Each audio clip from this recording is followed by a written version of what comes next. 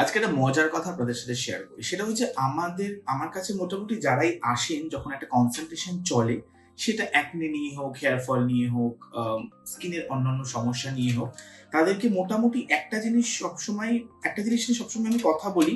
সেটা হচ্ছে যে আপনার স্ট্রেস লেভেল কতটা, সাংঘাতিক স্ট্রেসের মধ্যে দিয়ে আপনি যাচ্ছেন কিনা। এটা না দেখলে বোঝা যায়। এতদিন ধরে এতজন মানুষকে দেখার পর এটা বুঝতে পারা যায় যে সে একটা প্রবলেমের মধ্যে দিয়ে যাচ্ছে, স্ট্রেসের মধ্যে দিয়ে যাচ্ছে। এবার বক্তব্য হচ্ছে পরশুদিনকে আমার কাছে এসে একজন জিজ্ঞেস করলেন যে আচ্ছা আপনি এটা কেন জিজ্ঞেস করছেন, আমি স্ট্রেসের মধ্যে দিয়ে যাচ্ছি কিনা, তার সাথে আমার স্কিন প্রবলেম কোথায় রিলেটেড। এবার কথাটা হচ্ছে যে স্ট্রেসের সাথে বা মেন্টাল হেলথের সাথে স্কিন বা হেয়ার কোথায় রিলেটেড, এটার জন্যই আজকে এতগুলো কথা বলা। সেটা নিয়ে আমরা কথা বলবো। আমি দুটো পার্টে এটা করবো। আজকে আমি স্কিন নিয়ে কথা বলবো, এর পরের দিন আমি হেয়ার নিয়ে কথা বলবো।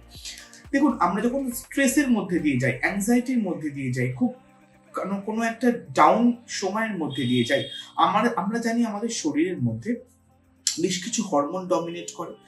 কিছু হরমোন আছে মেল ডমিনেটেড হরমোন, কিছু হরমোন আছে ফিমেল ডমিনেটেড হরমোন, কিছু হরমোন আছে আরো অন্যান্য কারণের জন্য বিভিন্ন রকম হরমোন ডমিনেট করে আমাদের মধ্যে। এবার বক্তব্যটা হচ্ছে যে ধরুন আপনি খুব স্ট্রেসের মধ্যে দিয়ে যাচ্ছেন, তখন সবচেয়ে বেশি যে হরমোনটা আপনার শরীরে সিক্রেশন হয় সেটাকে আমরা কর্টিসল বলে থাকি। এই কর্টিসল হরমোনটা কিন্তু স্ট্রেস বা অ্যাংজাইটির ফলে সবচেয়ে বেশি সিক্রেশন হয়। এটার থেকে কি হয়?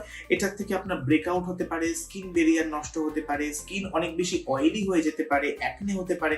একটু খেয়াল করুন তো, সাংঘাতিক স্ট্রেস নিচ্ছেন, চিন্তা করছেন, আপনি বুঝতে পারবেন আপনার স্কিন বা স্ক্যাল্পটা অয়েলি হয়ে যাচ্ছে দীর্ঘদিন ধরে, মুখে একটা তেল চিটে ভাব চলে আসে, ফলে অ্যাকনে ব্রেকআউট ছাড়তে চায় না কিছুতেই। ভাইরাস আপনি এমন একটা এনভায়রনমেন্টে রয়েছেন, একটা পজিটিভ এনভায়রনমেন্ট, একটা পজিটিভ ভাইব্রেশন আপনার চারপাশে সবসময় রয়েছে, সেটাও কিন্তু আপনার জন্য অনেক বেশি এফেক্টিভ। সেটাতেও কিন্তু অনেক ভালো হরমোন সিক্রেশন হয়, যেগুলোকে আমরা অক্সিটোসিন বলি, যেগুলোকে আমরা ডোপামাইন বলি।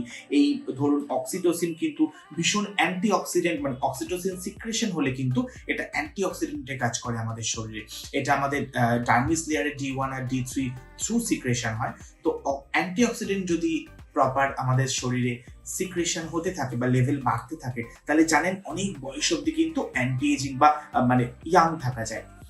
ঠিক সেরকম ডোপামাইনকে আমরা বলি লাভ হরমোন। এটা যদি ঠিকঠাক সিক্রেশন হয়, আমরা খুশি থাকি। আপনি যখন খুশি থাকেন, আপনার স্কিন, আপনার চুল দেখলে বোঝা যায় এবং সেটাতে আপনার স্কিন এবং চুল কিন্তু রিঅ্যাক্ট করে। তাই চেষ্টা করবেন সবসময় একটা পজিটিভ ভাইবে থাকার, পজিটিভ মানুষজনদের নিয়ে থাকার, পজিটিভ যে কোনো সিচুয়েশনকে পজিটিভলি দেখার, যাতে সেটা আপনার স্কিন বা হেয়ারে এফেক্ট না করে। আর যদি একান্তই সেটাকে আপনি ম্যানেজ করতে পারছেন না, স্ট্রেস প্রত্যেকের হয়, সেটার জন্য মেডিকেশন করুন, প্রপার মেডিটেশন শুরু করুন, বা কারোর সঙ্গে কথা বলুন, পজিটিভ মানুষের সাথে কথা বলুন, আমাদের সাথে কথা বলুন। স্কিন ডায়নামিক্সের যে কোনো একটি প্রোডাক্ট কৌটোটা খুলুন, ওটার মধ্যে এত ভালো ভালো কিছু ন্যাচারাল ফ্রেগ্রেন্স দেওয়া রয়েছে, যেটা কিন্তু আপনার মন ভালো করতে বাধ্য হবে।